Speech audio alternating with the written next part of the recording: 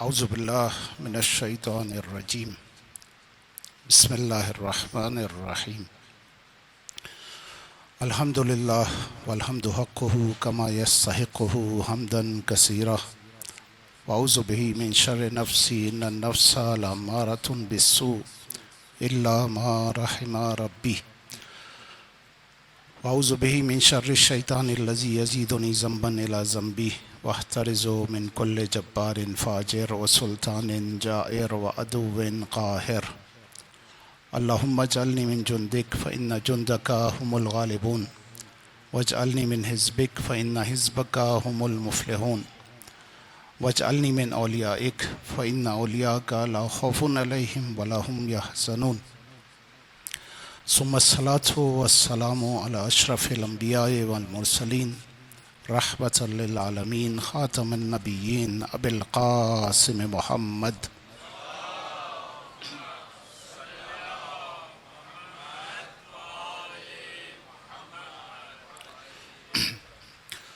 وعلى أهل بيته الطيبين الطاهرين المعصومين سيما بقية الله في الأرضين أجل الله في فرجه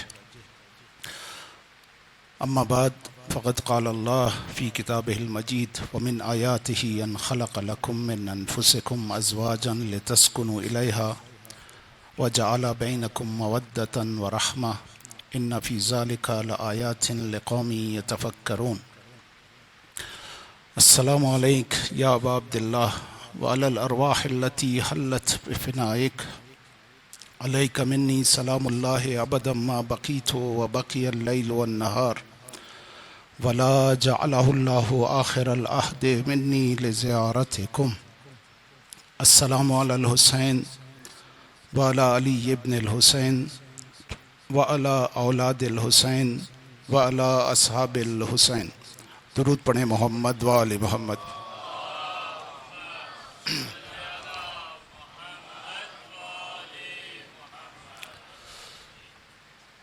قبل اس کے کہ اپنے موضوع کو شروع کریں، ایک مسئلہ، ایک سازش جو کہ دنیا میں رونما ہوئی ہے، وہ سویڈن میں ایک مہینے کے اندر دوسری دفعہ قرآن کو جلانا ہے، اور سویڈن کی حکومت کی اجازت سے جلانا ہے۔ قرآن وحی الہی ہے، قرآن خالق کائنات کی نازل کی ہوئی کتاب ہے۔ قرآن نبی خاتم پر آخری وحی ہے جو شریعت کی صورت میں نازل ہوئی ہے۔ قرآن انسانیت کا درس دیتی ہے۔ قرآن انسان کو باہمی اتحاد، وحدت اور ہمدلی کا درس دیتی ہے۔ یہ توہین پوری انسانیت کی توہین ہے۔ ہم اس جرم کو کائنات کا سب سے بڑا جرم قرار دیتے ہیں اور اپنی حکومت سے مطالبہ کرتے ہیں کہ ہر طرح کے سفارتی تعلقات کو سویڈن کی حکومت سے منقطع کیا جائے، سویڈن کے سفیر کو پاکستان بدر کیا جائے، اور پاکستان کا سفیر جو سویڈن میں موجود ہے اس کو پاکستان بلایا جائے۔ عزاداران سید الشہداء سے ہماری گزارش ہے کہ کیونکہ عزاداری کے ایام ہیں، اس قرآن سے اپنی والہانہ محبت کے اظہار کے لیے اس قرآن کے سائے میں مجالس عزا برگزار کریں اور اپنے جلوسوں کو قرآن کی قیادت میں لے کر چلیں۔ ہم اس عظیم مصیبت پر اپنے زمانے کے امام کی خدمت میں تعزیت پیش کرتے ہیں اور اپنے مولا اور آقا سید الشہداء امام حسین کی خدمت میں یہ عہد کرتے ہیں اس فرش عزا پر بیٹھ کر کہ مولا جس طرح سے آپ نے قرآن اور قرآن کی تعلیمات کی خاطر اپنی عظیم قربانی پیش کی تھی، اسی طرح سے ہم بھی قرآن کی عزت، عظمت اور حرمت کی خاطر کسی قربانی سے دریغ نہیں کریں گے۔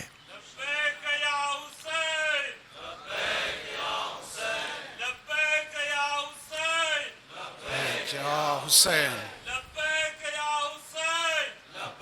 یا حسین، اللہم صلی علی محمد وآل محمد۔ کربلائی خاندان اور اس کی خصوصیات کے عنوان سے جو مجلس کا سلسلہ شروع ہوا تھا، آج اس سلسلے کی ایک اور کڑی آپ کی خدمت میں۔ ہم نے اب تک جو بات کی وہ یہ کی کہ ایک کربلائی خاندان اپنی گھریلو زندگی میں جس بنیادی مقصد کو سامنے رکھتا ہے وہ مقصد ہے جو کہ قرآن نے دیا ہے، جو اس کے خالق نے اس کو بتایا ہے، اور اس کے خالق نے یہ بتایا ہے کہ وَمِنْ آيَاتِهِ أَنْ خَلَقَ لَكُم مِّنْ أَنفُسِكُمْ أَزْوَاجًا لِتَسْكُنُوا إِلَيْهَا۔ اس گھریلو زندگی کا مقصد سکون کا حصول ہے، اور یہ سکون کا حصول کن صفات کے ذریعے سے حاصل ہوگا، ہماری بحث اس پر جاری ہے، اور اب تک ہم نے آپ کے سامنے 3 صفات بیان کی ہیں، اور آج کوشش کریں گے چوتھی صفت کے اوپر آ جائیں۔ وہ 3 صفات دینداری، عاقل ہونا اور با اخلاق ہونا ہے۔ کل ہماری گفتگو با اخلاق ہونے پر تھی، اور ہم نے آپ کے سامنے بیان کیا کہ اخلاقیات گھر میں بہت ضروری ہیں۔ اگر ہم سکون چاہتے ہیں، اگر ہم اچھی نسل کی تربیت چاہتے ہیں، تو میاں بیوی کو آپس میں بہترین اخلاق کے ساتھ زندگی گزارنی ہوگی۔ اس اخلاق میں طرز تخاطب بھی شامل ہے، آپس میں گفتگو کیسے کریں اور آپس میں رویہ کیسا رکھیں، یہ دونوں چیزیں اس میں شامل ہیں۔ ایک بات جو کہ بہت اہم تھی اور ہم نے کل کرنے کی کوشش کی کہ اگر یہ صفات نہ پائی جائیں تو کیا کیا جائے؟ تو پھر کوشش کی جائے، دعا کی جائے اور کوشش کی جائے۔ ہم نے آپ کے سامنے بیان کیا کہ ان ایام میں اگر دعا کی جائے، اس فرش عزا پر دعا کی جائے اور انہی ایام میں اگر کوشش کی جائے تو انسان کامیاب ہوتا ہے۔ کل میں نے آپ سے 2 چیزوں کی بات کی تھی، ایک کہ ایسے موارد پیش آئے، مثلا ایک کسی نے کہا کہ جناب میری بیوی تو بہت سادہ ہے، بہت بے وقوف ہے، کیا کروں، چھوڑ دوں؟ میں کہا نہیں، اس سادگی کو ختم کیا جا سکتا ہے، اس سادگی کے ساتھ گزارا کیا جا سکتا ہے، اب آپ دعا کرو، گزارا کرو۔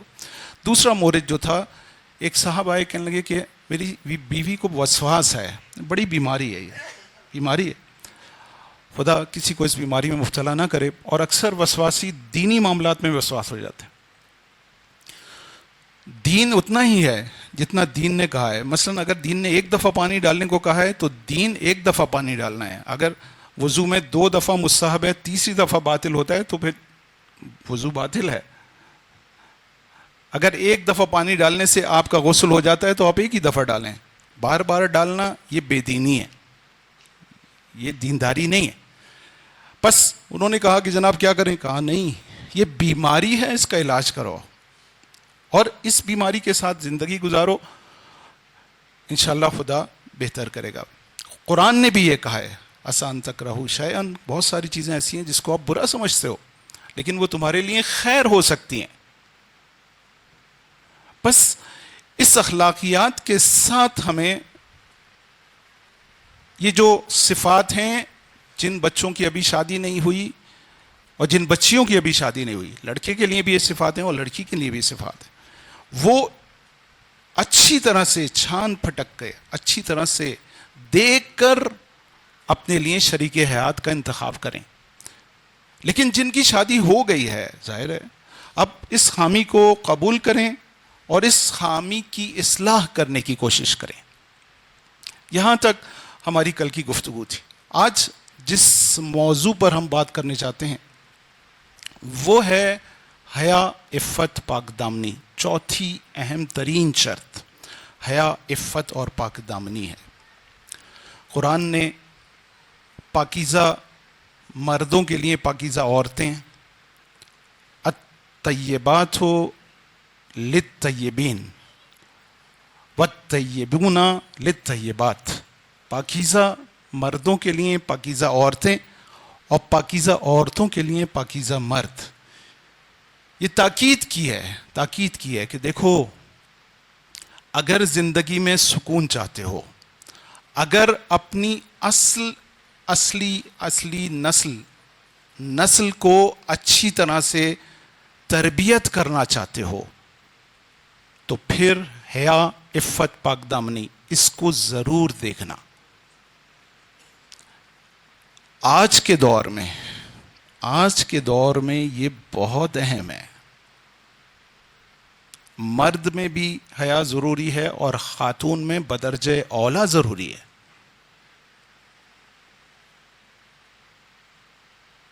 حدیث قدسی ہے، خدا کی حدیث ہے. خدا نے کہا کہ جب خدا کسی کے ساتھ دنیا و آخرت کی خیر کا ارادہ کرتا ہے تو اس کو خاشع قلب،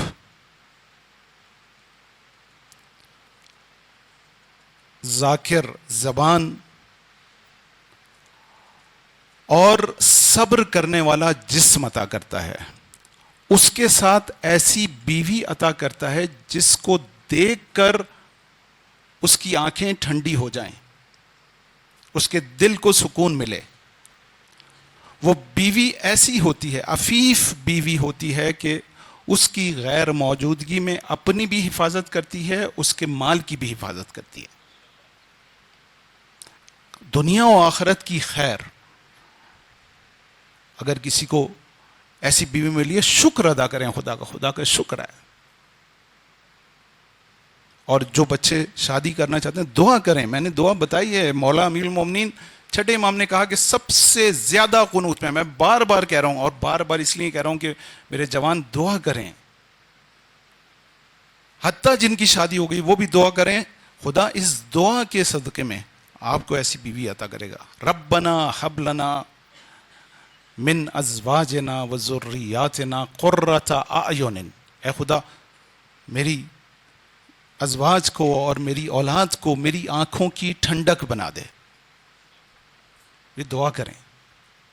بس عفت اتنی ضروری ہے، اتنی ضروری ہے کہ چھٹے امام جعفر صادق علیہ الصلوۃ والسلام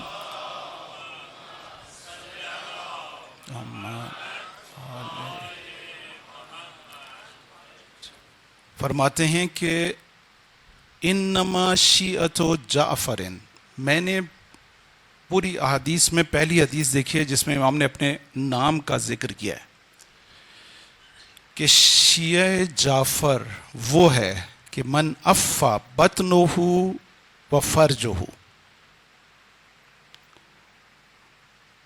شیعہ جعفر وہ ہے جو پاک شکم بھی ہو اور پاک دامن بھی ہو.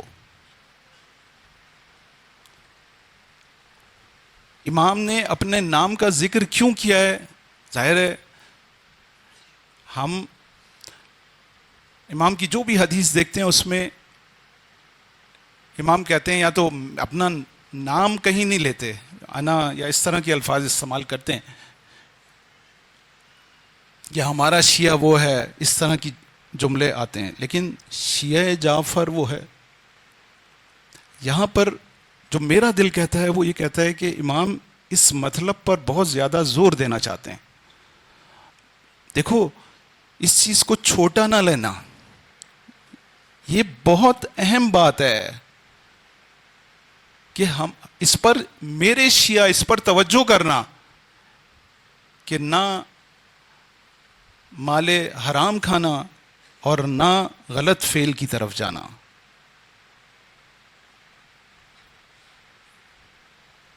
مولانا نے تاکید کی ہے کہ دیکھو پاک شکم رہنا اور پاک دامن رہنا، اور یہ سب کے لیے، صرف عورتوں کے لیے نہیں، مردوں کے لیے بھی ہے کہ دیکھو پاک دامن رہنا تمہاری زندگی کے لیے بہت ضروری ہے. اور ہم جو کہ کربلائی خاندان بننا چاہتے ہیں، ہمارے لیے تو بہت اہم ہے، بہت اہم ہے. مولا امیر المومنین نے، جن سے آپ روز و شب مدد مانگتے ہیں، شیعہ علی کی مدد کے بغیر اٹھتا ہے، بیٹھتا ہے، گرتا ہے، پڑتا ہے، یا علی. علی نے اپنے شیعوں سے صرف ایک جگہ دعا مانگی ہے، صرف ایک جگہ مدد مانگی ہے، دعا نہیں، مدد مانگی ہے. نہج البلاغہ میں صرف ایک جگہ کہا کہ عینونی، اے میرے شیعوں میری مدد کرو، عینونی میری مدد کرو. کہاں مدد کو؟ بورئن و اجتہاد و عفت و سداد. دیکھو زہد میں میری مدد کرو، کوشش کرنے میں میری مدد کرو. دیکھو سستی اور کاہلی کا مظاہرہ نہ کرنا. علی کا شیعہ سست نہیں ہو سکتا. میرے جوانوں، اگر علی کا شیعہ بننا ہے تو فعال ہونا ہوگا. اس طرح سے فعال ہونا ہوگا کہ کوئی مشکل، جس محلے میں رہتے ہو، جس جگہ جاتے آتے ہو، وہاں پر لوگ کہیں کہ یہ علی کا شیعہ. آپ کی فعالیت انسانیت کی خدمت ہو. یہ شیعہ محلہ، یہاں کے جوان اتنے فعال ہوں کہ اس محلے میں کوئی مشکل کسی شیعہ کو پیش نہ آئے. لبنان میں حزب اللہ کا مومن، عجیب بات ہے عزیزو، وہ وہاں پر چند ہزار شیعہ جوانوں نے واقعاً اپنے آپ کو علی کا شیعہ ثابت کیا.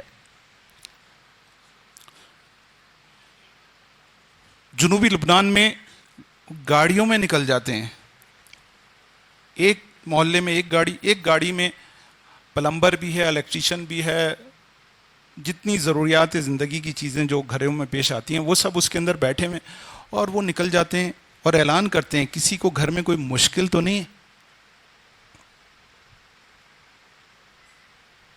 اور جس گھر کی بھی مشکل ہوتی ہے جاتے ہیں، حل کرتے ہیں بغیر کسی اجر کے. یہ خدمت وہ انجام دے رہے ہیں. وہ آج علی کا شیعہ وہاں پہچانا جاتا ہے.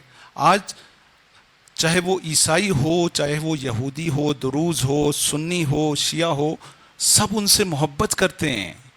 کیوں؟ اس لیے کہ وہ خدمت کرنے میں بہت آگے ہیں، بہت فعال ہیں. ہم یہاں پر کیوں نہیں کر سکتے؟ مولا نے کہا میری مدد کرو، میری مدد کرو. اور اہم ترین جگہ کہاں ہے؟ عفت میں میری مدد کرو. دیکھو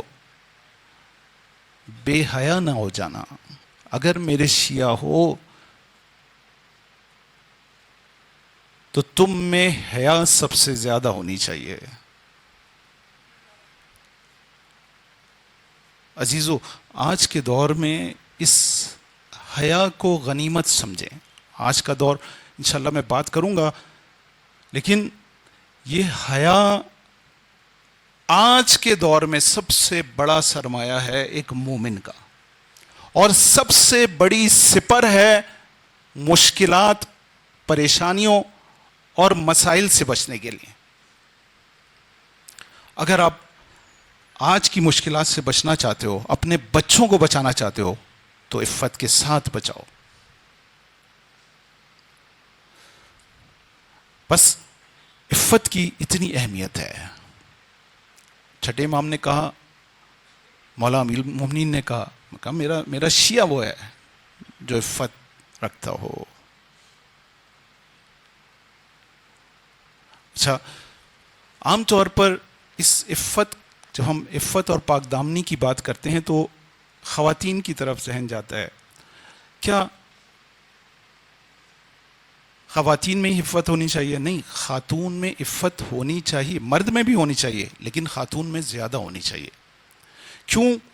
اس لیے کہ عفت کا تعلق ہی خاتون سے ہے.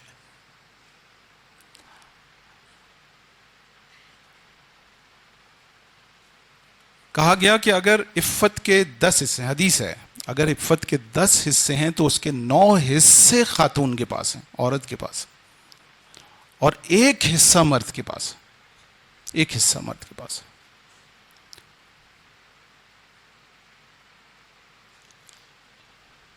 یہ جو بے حیائی کے مناظر ہیں یہ سارے کس وجہ سے ہیں؟ خواتین کی وجہ سے.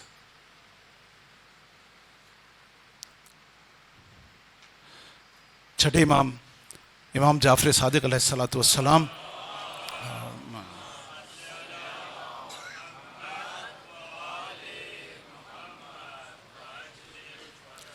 فرماتے ہیں کہ اگر کسی خاتون کے پاس عفت اور حیا ہے تو اس کی ارزش و قیمت پوری دنیا سے زیادہ ہے،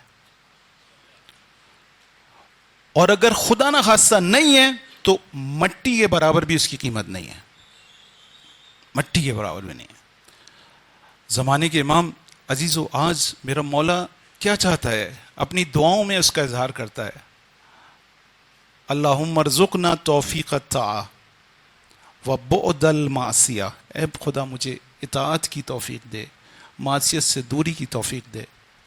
اور پھر آگے کہتے ہیں وَلِلنِّسَاءِ بِالْحَیَاءِ وَالْعِفَّةِ، اور ہماری عورتوں کو حیا اور عفت کی توفیق دے. میرا امام اپنی چاہنے والیوں سے یہ چاہتا ہے کہ میرے امام کو ان میں حیا اور عفت نظر آئے.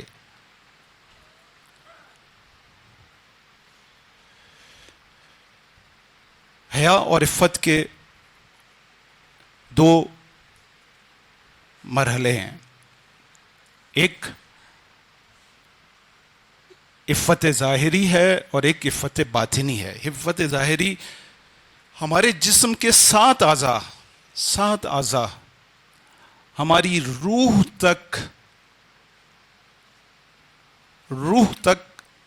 اس دنیا کے اثرات پہنچانے اور روح کے اثرات باہر پہنچانے کا ذریعہ ہیں، یعنی ورودی اور خروجی روح ہیں.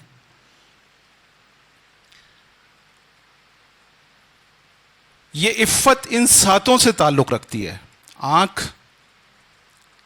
کان، زبان، ہاتھ، شکم، دامن اور پیر. یہ 7 چیزیں، یہ 7 کی 7 عفت کی حامل ہونی چاہیے. کوئی کام بھی ان سے خلاف شریعت سرزد نہیں ہونا چاہیے.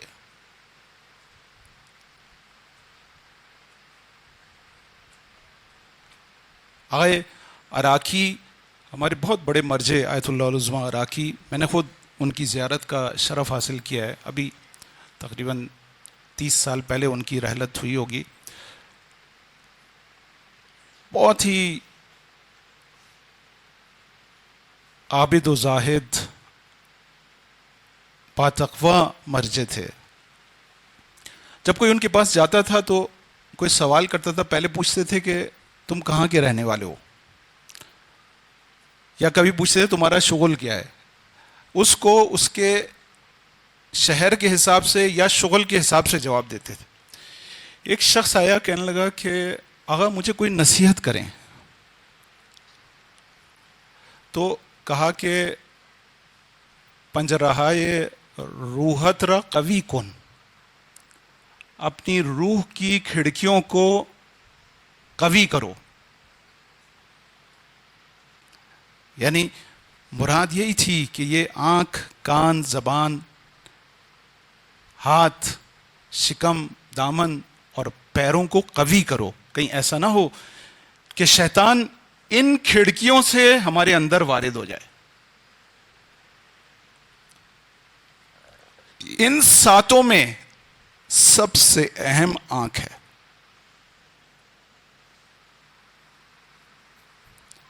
کسی سے پوچھا گیا کہ باغیرت ترین انسان کون ہے؟ کہا کہ جس کے گھر میں باحجاب عورتیں ہوں. کہا کہ نہیں، اس سے بھی باغیرت وہ ہے جس کے پاس باحجاب آنکھیں ہوں.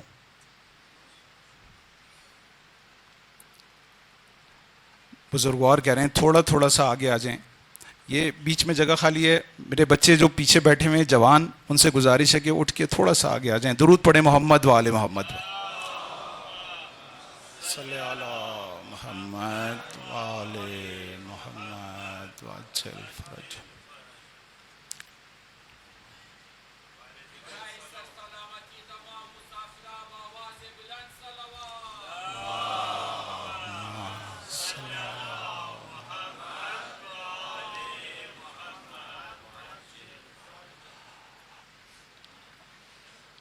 آنکھ بہت اہم ہے. بڑے سے بڑا پہلوان، اسے کہیں کہ 1000 کلو کا وزن اٹھا لو.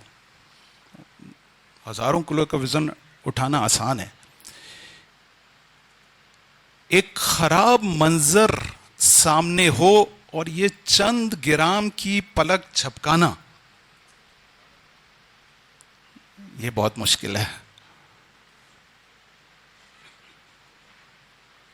یہ ہے شجاعت.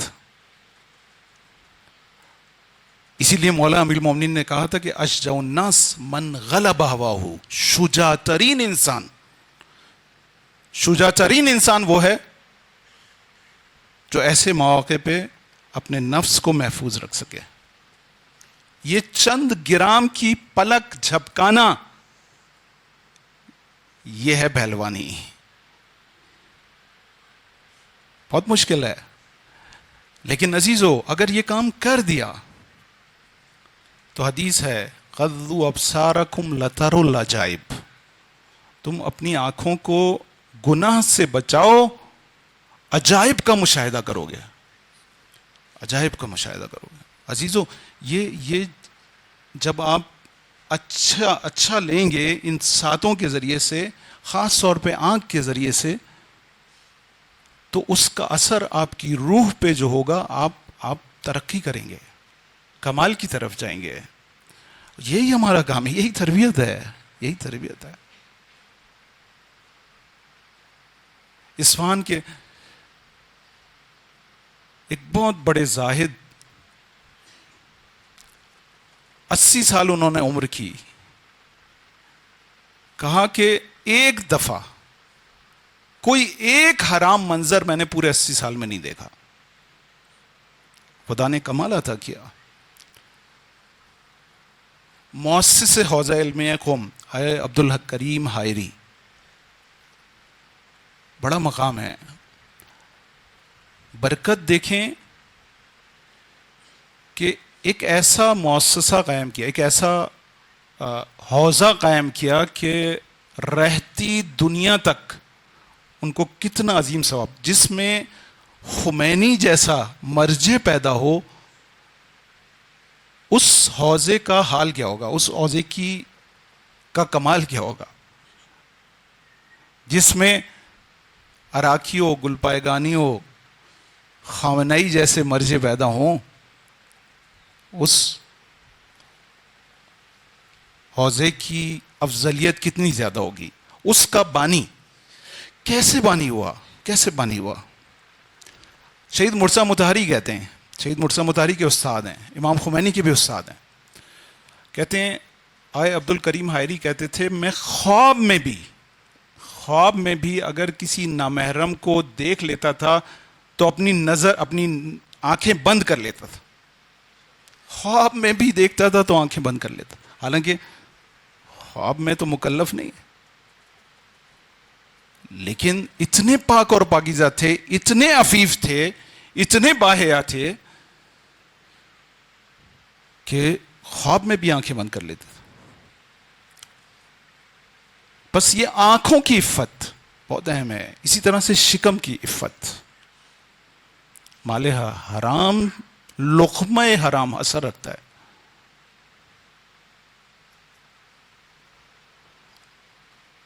اتنا اثر رکھتا ہے کہ مولا روز عاشور خطبہ دے رہے ہیں اور لوگ شور مچا رہے ہیں. ابن سعد کہتا ہے شور مچاؤ، حسین کی بات نہ سن سکے. تو مولا کہتے ہیں کہ تمہارے شکم حرام سے بھرے ہوئے ہیں. ملئت بطونکم من الحرام، تمہارے شکم حرام سے بھرے ہیں، اس لیے تم میری بات نہیں سنتے. یعنی ولی خدا کی بات نہیں سن پاتا، ولی خدا کے راستے پر نہیں چل پاتا اگر شکم کا عفیف نہ ہو، اگر شکم میں حرام ہو تو.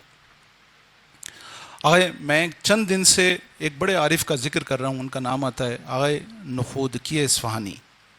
آغا کہتے ہیں کہ میں نے یہ 3 چیزوں سے، یہ جو بھی مقام لیا وہ 3 چیزوں سے لیا. پہلی چیز اول وقت نماز. میرے جوانوں، اول وقت نماز پر توجہ دو. اگر کچھ چاہتے ہو، اگر سب کچھ چاہتے ہو تو بھی تمہیں سب مل جائے گا، صرف اول وقت نماز. آغا بہجت، اور آغا بہجت سے آغا قاضی نے کہا تھا کہ تم اول وقت نماز پڑھنا شروع کر دو، خدا تمہارے سارے امور کی اصلاح کر دے گا، اور اگر نہ کرے تو مجھ پر لعنت بھیجنا. اتنی بڑی بات کی تھی. تو آغا نخودکی اصفہانی نے کہا تین چیزوں سے میں نے یہ مقام حاصل کیا. پہلی چیز اول وقت نماز. دوسری رزق حلال، یعنی عفت شکم. اور تیسری سادات کا احترام. یہ 3 چیزیں آغا نخودکی اصفہانی کہتے ہیں اس نے مجھے مقام پر پہنچایا. بس شکم کی عفت بھی بہت اہم ہے. اگر ہم اس عفت کا خیال کر لیں تو مقامات بالا، مقامات عالیہ ہمارے منتظر ہیں. بس پہلی یہ ظاہری عفت ہے. دوسری عفت یہ ہے کہ ہم اپنے وہم و خیال میں بھی گناہ کا تصور نہ کریں. مولا امیر المومنین حضرت علی ابن ابی طالب علیہ السلام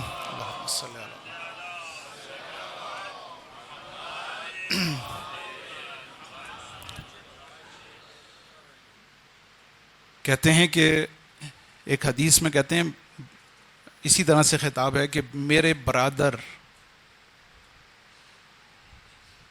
عیسیٰ نے اپنے چاہنے والوں سے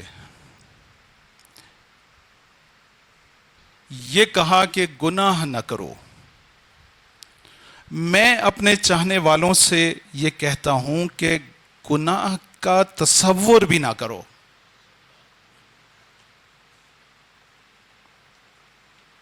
علی کا چاہنے والا تو آگے ہونا چاہیے نا. کہا کہ گناہ کا فکر گناہ بھی نہ کرو. یہ عفت وہم و خیال ہے. ہمیں یہاں تک پہنچنا چاہیے. عزیزو، اس عفت کی ہمیں ضرورت آج کے دور میں کیا ہے؟ آپ کے خلاف، آپ کو تباہ کرنے کے لیے آپ پروٹوکول 10 فیملیز کے اوپر ہے، جو سازشیں تیار کی گئی ہیں اس میں انہوں نے کہا کہ ہم نے غیر یہودی فیملیز کے لیے یہ طے کیا ہے کہ ان کو عفت اور پاک دامنی سے، ان کی عورتوں کو عفت اور پاک دامنی سے باہر نکال دیا جائے، دور کر دیا جائے.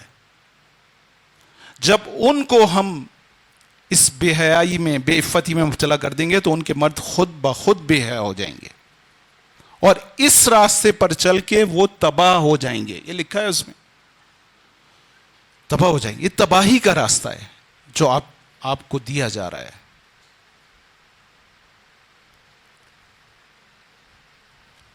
آپ کی کمیونٹی، آپ جو ہزارہ، آپ کی ثقافت دینی ثقافت ہے، حیا اور عفت کی ثقافت ہے. آپ کی ثقافت پہ حملہ آور ہیں. آپ کے جوانوں کو اس حیا اور عفت سے دور کیا جا رہا ہے. یہ خاص آپ کے لیے ہیں. آج سے 30 سال پہلے اور اب بہت فرق ہے، بہت فرق ہے، بہت ساری چیزیں ہیں. وقت نہیں ہے کہ اس پہ اشارہ کیا جائے، لیکن صرف اشارہ کر رہا ہوں اور آپ کو اس پہ سوچنا چاہیے. اس وقت دنیا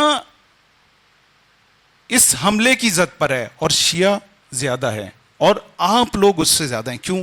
کیونکہ آپ کی ثقافت دینی ہے، آپ حیا اور عفت کے پاسدار ہیں، آپ کے گھروں میں حیا اور عفت پائی جاتی ہے. لیکن وہ شیعہ ہونے کے ناطے اور آپ کی ثقافت سے دور کرنے کے لیے اس نے یہ سازش کی ہوئی ہے. آپ کو یہ ختم کریں گے اس چیز کو، اور ہمیں اس سازش کا مقابلہ کرنا چاہیے. اور یہ فرش اعضا بہترین جگہ ہے جہاں سے ہم اس کا بہترین مقابلہ کر سکتے ہیں. آج کے دور میں ویسے ہی اس فساد کو ہمارے ہاتھوں تک پہنچا دیا ہے.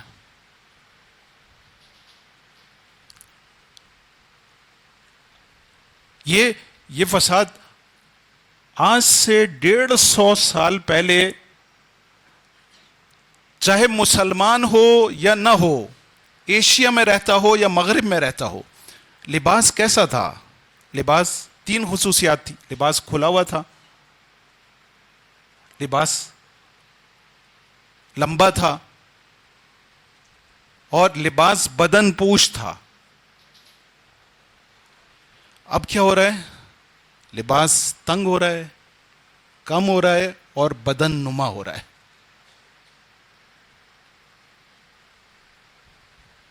مرڈاک ان کا ایک فلاسفر ہے، کہتا ہے کہ ہم اس کو سلطان شیاطین کہتے ہیں. رابرٹ مرڈاک کہتا ہے ہم نے طے کیا ہے کہ خواتین کے جسم کو نمایاں کریں گے. طے کیا ہے ہم نے. اب جب نمایاں ہوگا تو کیا ہونا ہے؟ عزیزوں، ہم اس چیز کا ادراک نہیں کرتے کہ اس حیا اور عفت سے ہم کس کمال پر پہنچ سکتے ہیں. وہ جانتے ہیں کہ بے حیائی اور بے عفتی سے کس پستی پر ہمیں دھکیلنے والے ہیں. وہ جانتے ہیں اس کو، کہ یہ اگر ہم نے ان کو بے حیا نہیں بنایا تو یہ جس جگہ پہ پہنچیں گے اس جگہ پر پہنچنے کے بعد ہم نہیں رہ سکتے. شیطان نہیں رہ سکتا.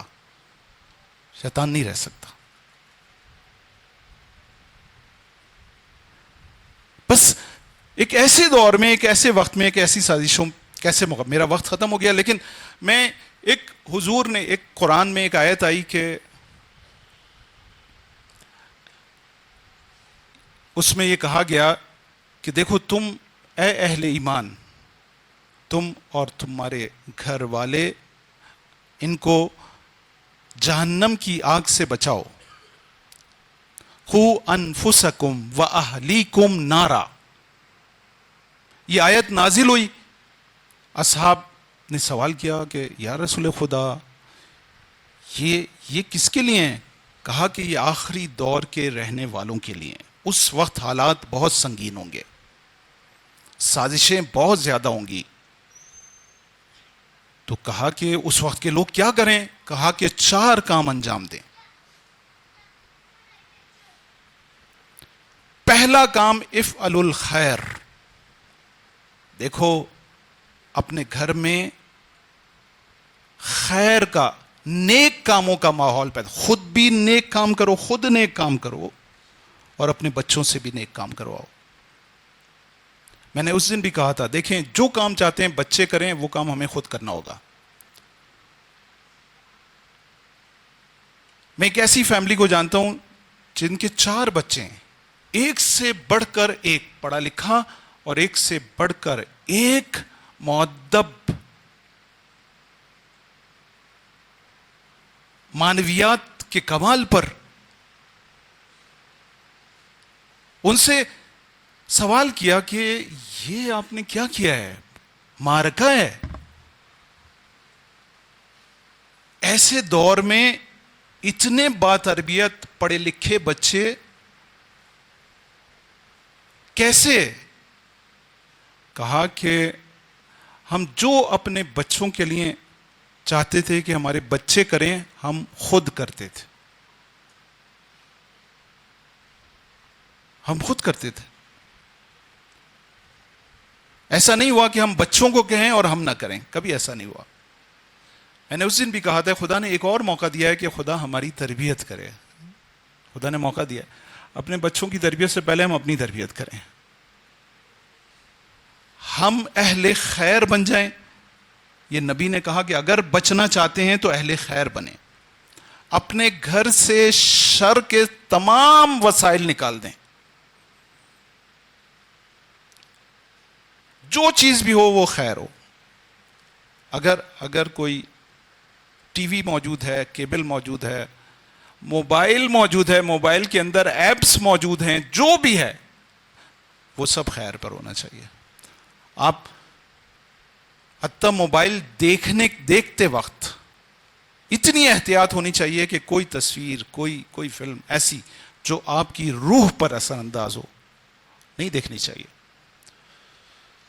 آپ نہیں دیکھیں گے, آپ کے بچے بھی نہیں دیکھیں گے.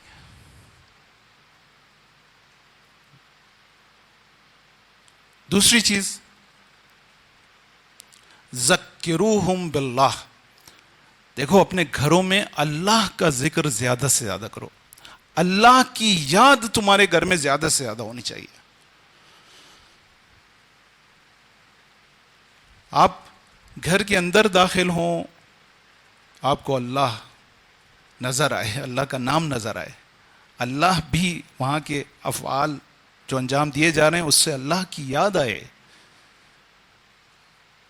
ایک مانوی ماحول ہو. شب جمعہ اگر کسی مسجد امام بارگاہ میں دعائے کمیل ہو رہی ہے تو ہمیں دعا میں شریک ہونا چاہیے بچوں کے ساتھ. اور اگر نہیں ہو رہی تو اپنے گھر میں کسی اچھی تلاوت کو دعائے کمیل کی لگا کے ایک ماحول پیدا کریں کہ ہم شب جمعہ ہمارے سارے بچے ہم مل کر جو ہے دعائے کمیل پڑھیں. صبح جمعہ دعائے ندبہ پڑھیں, امام کو یاد کریں. شب چہارشنبہ دعائے توسل پڑھیں, امام زمانہ کو یاد کریں. اس طرح کا خدا کو یاد کرنے کے وسائل اپنے گھر میں لے کر آئیں, خدا کی یاد آئے.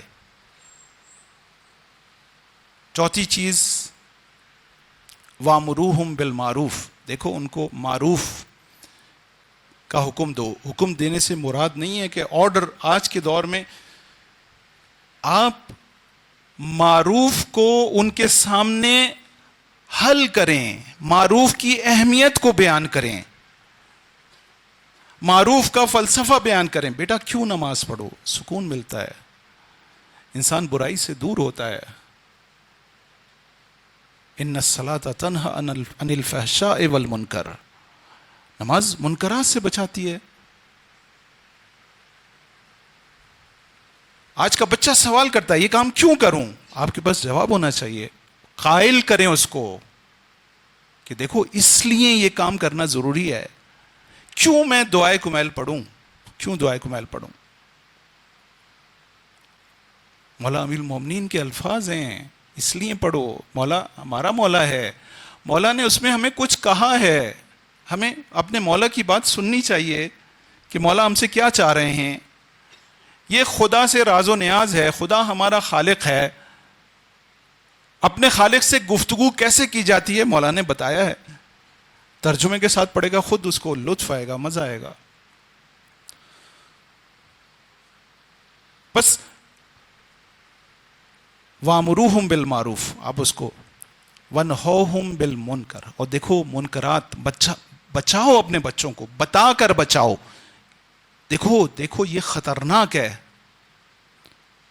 تمہیں جلا دے گا, تمہیں جہنم کی آگ میں لے جائے گا. ایسا کام نہ کرو. بچوں کو ان کی زبان میں بتائیے, سمجھائیے کہ دیکھو یہ تمہارے لیے برائی بری ہے جو تمہارے لیے مشکل پیدا کرے گی, تمہاری زندگی میں مشکل پیدا کرے گی اور تمہاری آخرت کو خراب کرے گی. یہ بچوں کو بتائیں. لیکن بچوں کو جتنا چھوٹا بچہ ہے اس حساب سے, بچے کو اگر ایک بات سمجھ میں آ جائے آخر عمر تک باقی رہتی. ہماری ایک مثال دے رہا ہوں سمجھانے کے لیے. ہماری ایک چھوٹی بچی, جب ہم ایران میں تعلیم حاصل کر رہے تھے, بچی پیدا ہوئی, اس کے بعد اس نے کرال کرنا شروع کیا. ہم نے اس کے لیے واکر لی. سردیاں آ گئیں, آپ کو پتہ ہے وہاں سردیوں میں بخاری کی, جس طرح یہاں پر آپ کو ضرورت ہوتی ہے، ہیٹر کی ضرورت ہوتی ہے، اور وہاں پر ہیٹر نیچے لگے ہوتے ہیں. تو ہم نے ہیٹر جلا دیا. وہ واکر میں کرال کرتی تھی. اب ہمیں یہ ہوا کہ اگر کہیں ایسا نہ ہو جائے کہ یہ ہیٹر بہت زیادہ گرم ہو اور یہ بچی ہاتھ لگا دے. تو ہم نے کیا کیا، ہیٹر کو تھوڑا سا گرم کیا اور بچی کو پاس لے گئے اور ذرا سا اس کا ہاتھ ہلکا سا اس پہ لگایا. اب جو اس کو یہ محسوس ہوا کہ یہ ہیٹر جو ہے وہ جلاتا ہے، اس کی گرمی کو اس نے محسوس کیا. اس کے بعد وہ کبھی اس کے پاس نہیں گئی.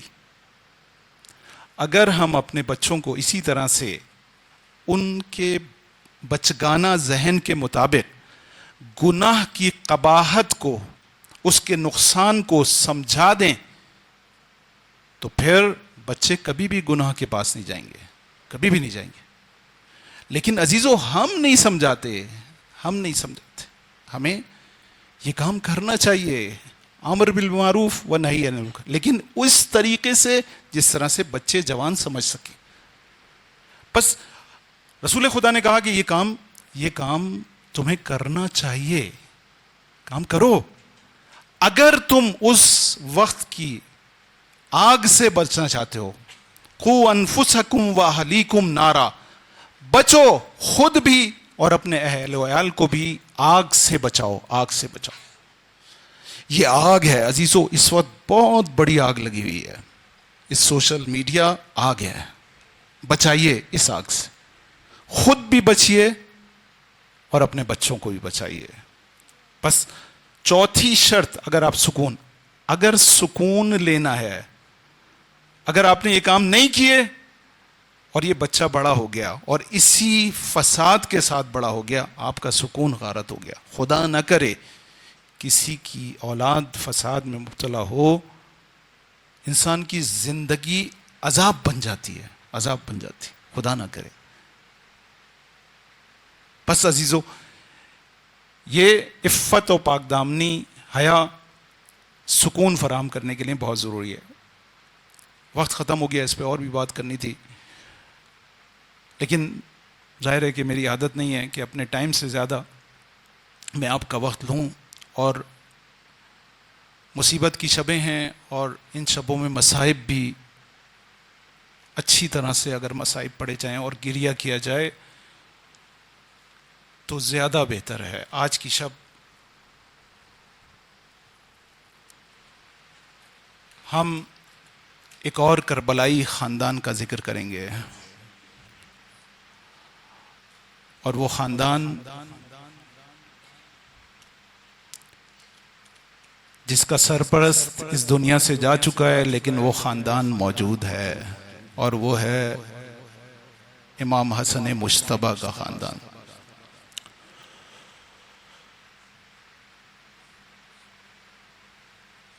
مولا زہر کی شدت سے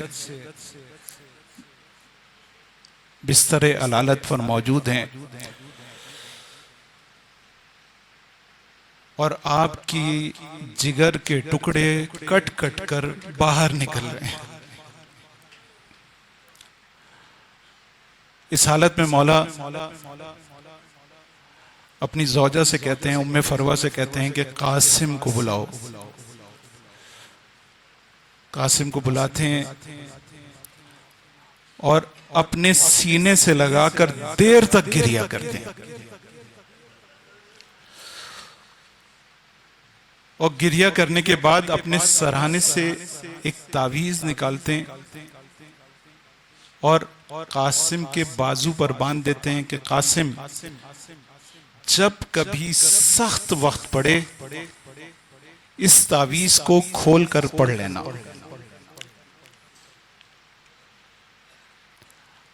مولا کی شہادت ہو جاتی ہے، شب عاشور آتی ہے، سید الشہداء اپنے اصحاب سے خطاب کر رہے ہیں. خطاب کرتے ہوئے سب کو بتاتے ہیں کہ کل جنگ کا معرکہ ہوگا اور ہم سب شہید کر دیے جائیں گے. کونے میں بیٹھے ہوئے قاسم کھڑے ہوتے ہیں چچا جان کیا میں بھی شہید ہوں گا؟ مولا جواب نہیں دیتے، پلٹ کر قاسم سے سوال کرتے ہیں، کیف وجدت الموت، قاسم موت کو کیسا پاتے ہو؟ قاسم عجیب تاریخی جواب دیتے، احلا من العسل، چچا جان شہد سے زیادہ شیریں سمجھتا ہوں۔ دیکھیں بنی ہاشم کی تربیت کو دیکھیں، شہد سے زیادہ شیریں۔ پھر جواب دیتے ہیں، ہاں قاسم کل تم پر بہت سخت امتحان آئے گا اور بہت سخت موت سے تم شہید ہوگے۔ قاسم تم ہی نہیں، تمہارا بھائی علی اصغر بھی کل شہید ہوگا۔ قاسم جیسے ہی یہ سنتے ہیں غیرت ہاشمی جاگتی ہے، چچا جان کیا یہ اشقیاء خیموں میں داخل ہو جائیں گے؟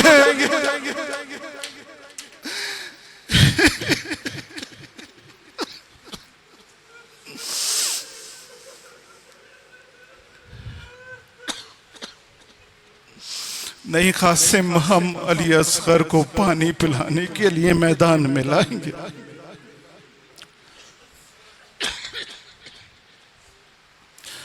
روز عاشور آتا ہے، راوی کہتا ہے کہ صبح سے قاسم بے چین ہے، جنگ شروع ہوتی ہے، ہر تھوڑی دیر کے بعد مولا کے پاس جاتے ہیں، چچا جان قاسم کو اجازت دیں۔ مولا ایک جملہ کہتے ہیں، نہیں قاسم تم میرے بھائی حسن کی نشانی ہو۔ یہاں تک کہ سارے اصحاب شہید ہو جاتے ہیں، بنی ہاشم کے جوانوں کی باری آتی ہے، پھر جاتے ہیں، مولا یہی جواب دیتے ہیں، پھر جاتے ہیں، کئی دفعہ جاتے ہیں، بالآخر قاسم خیموں کے پیچھے جا کر اپنے گھٹنوں میں منہ دے کر رونے لگتے ہیں۔ ماں دیکھتی ہے، فوراً ام فروا آتی ہیں، بیٹا قاسم کیا ہوا؟ اماں جان میں چچا جان کے پاس جاتا ہوں، جب بھی جاتا ہوں مجھے اجازت نہیں دیتے، ہمیشہ یہ کہتے ہیں تم میرے بھائی حسن کی نشانی ہو۔ جناب ام فروا کی ذہن میں فوراً وہ تعویذ آتا ہے، کہتے ہیں بیٹا تمہیں تمہارے بابا نے اسی وقت کے لیے شاید ایک تعویذ دیا تھا، تعویذ کو لو۔ قاسم کی آنکھوں میں چمک آ جاتی، قاسم فوراً وہ تعویذ کھولتے ہیں، اس میں پڑھتے ہیں، اس میں لکھا ہوتا ہے، بیٹا قاسم ایک سخت وقت آئے گا جب تمہارے چچا کو چاروں طرف سے گھیر لیا جائے گا، تمہارے چچا پر فوجیں حملہ آور ہوں گی۔ بیٹا ایک ایسے وقت میں جہاد کو ترک نہ کرنا، اپنے چچا کو تنہا نہ چھوڑنا، بیٹا اپنی قربانی میری طرف سے پیش کر دینا۔ دیکھو بیٹا اگر تمہارے چچا تمہیں اجازت نہ دیں تو بار بار جانا اپنے چچا سے اجازت۔ دیکھیں ادب امامت کتنا ہے، یہ نہیں کہہ رہے میرا نہیں، امامت حسین کے پاس ہے، فیصلہ حسین کریں گے، قربان جاؤں اس ادب پر۔ قاسم دوڑتے ہوئے مولا کے پاس ہے، چچا جان یہ بابا کا خط ہے۔ مولا پڑھتے ہیں، خط کو چومتے ہیں اور رونے لگتے ہیں۔